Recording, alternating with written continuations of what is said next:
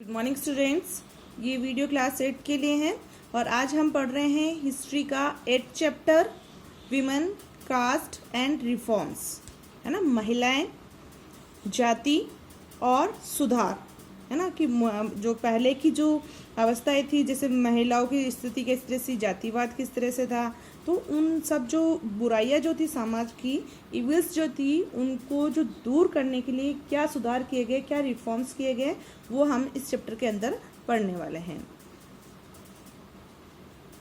The Indian society during the 19th century was divided into caste line and gender.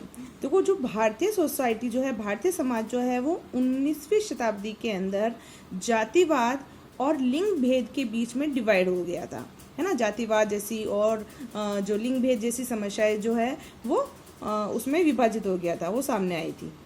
They suffered from a number of social evils including the caste system। और लोगों को बहुत सारी सामाजिक बुराइयों का सामना करना पड़ा था। कौन कौन सी बुराइयां थी? कास्ट सिस्टम, जातिगत जो भावनाएं जो थी वो, अनटचेबिलिटी, अस्पृश्यता जैसे भेदभाव करना, इलिटरेसी अज्ञानता, सती एक ऐसा सिस्टम था जिसमें पति की मृत्यु होने के बाद में जो उसकी विधवा पत्नी जो होती थी उसे अपने पति के साथ जलना पड़ता था, तो ये था सती सिस्टम। इस तरह की भी जो है सामाजिक बुराइयां जो समाज में व्याप्त थी 19th सेंचुरी के अंदर। चाइल्ड मैरिज, बाल विवाह, जैसे छोटे बच्चों की जो शादी कर जाती है ना, तो ये पॉलीगेमी क्या होता है? बहुविवाह, एक से ज़्यादा पत्नियों को रखना। सुपरस्टिशन, अंधविश्वास। इन्फेंटिसाइड मीन्स भ्रूण हत्या, जैसे बच्चे का लिंग पता कर उसे गर्भ में ही मार देना क्या कहलाता है? इन्फेंटिसाइड कहलाता है, एक्सेट्रा। ऐसी कुछ जो है वो सामाजिक बुराइयां जो समाज के अंदर व्याप्त थी। The upper caste people stayed away from the lower caste people. और जो ऊंच नीच का जो भेदभाव था वो भी समाज के अंदर व्याप्त था। जो अपने आप को जो उच्च जाति के मानते थे वो छोटी जाति के लोगों से, लोअर कास्ट के लोगों से दूर रहते थे। To curb these evils educated Indians formed reform association in different parts of the country. और इन सभी बुराइयों से भारत को मुक्त कराने के लिए भारत के अलग अलग पार्ट्स में बहुत सारे सुधारक संघ बने थे, है ना। समाज सुधारक संघ बनाए गए थे, रिफॉर्म एसोसिएशन, ना, सुधारक संघ बनाए गए थे। तो देखते हैं कौन से एसोसिएशन फॉर रिफॉर्म्स है, कौन कौन से संघ है जो सुधार का काम किया उन्होंने। A reformist trend started in India during the first half of the 19th century।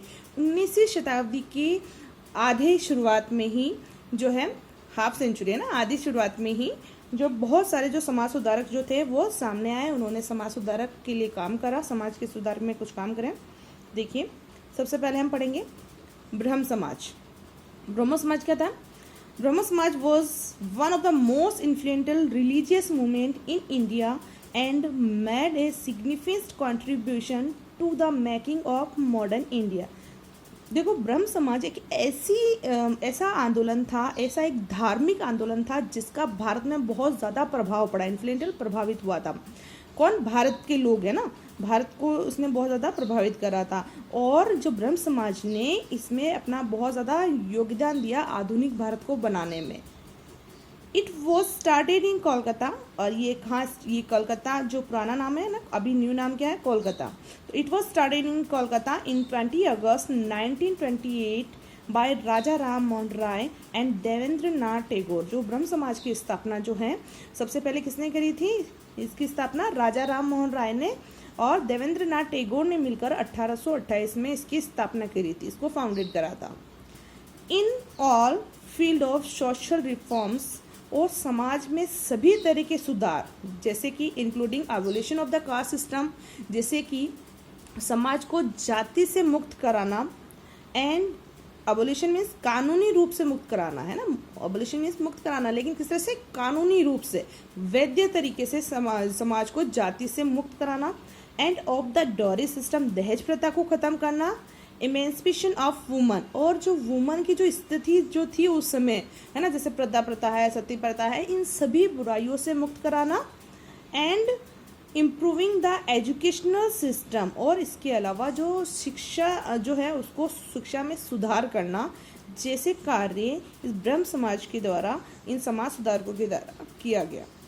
The Brahmo Samaj reflected the ideology of the Bengal renaissance, और ये जो बंगाल का जो आंदोलन जो था, बंगाल में जो समाज आंदोलन चला था, ये एक तरह से उसी का ही एक रिफ्लेक्टेड था, इसी का ही एक रिफ्लेक्शन था ब्रह्म समाज। फिर हम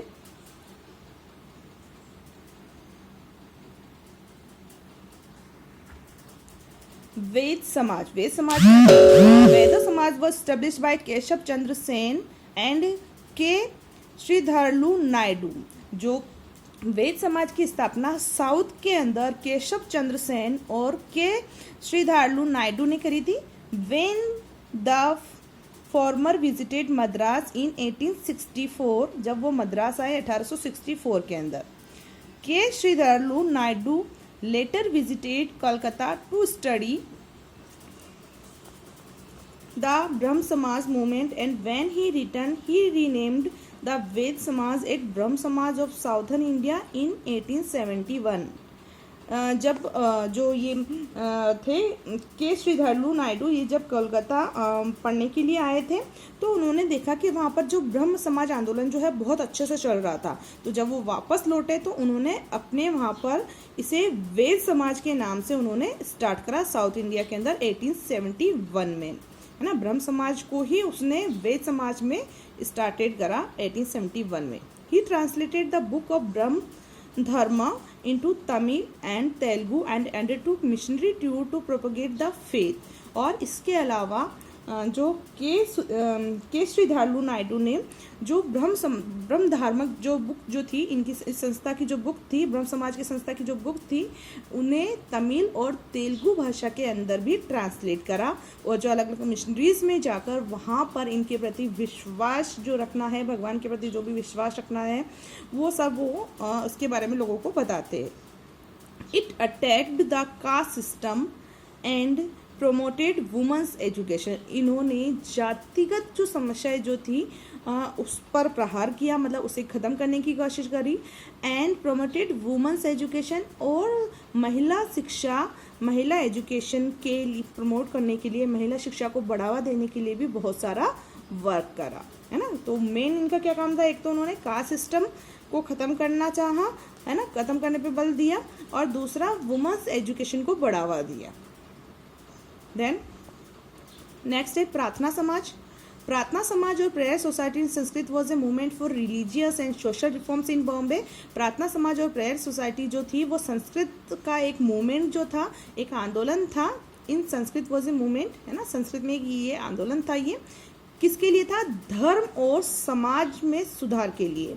कहाँ पर था ये, बॉम्बे के अंदर ये स्टार्ट हुआ था। India based on earlier reforms movement, Prarthana Samaj was founded by Dadoba P Tarkhadkar brother Atmaram Pandurang in 1867 when Keshab Chandra Sen visited Maharashtra. देखो इसकी स्थापना किसने करी थी, दादोबा पी तारकेंडर और उनके भाई आत्मारंग पांडुरंग ने मिलकर 1867 में इसकी स्थापना करी थी। जब कौन आए थे, केशव चंद्र सेन जब महाराष्ट्र आए थे तब। विथ एन एम, और इसका मुख्य उद्देश्य क्या था, to make people believe in one God and worship only one God.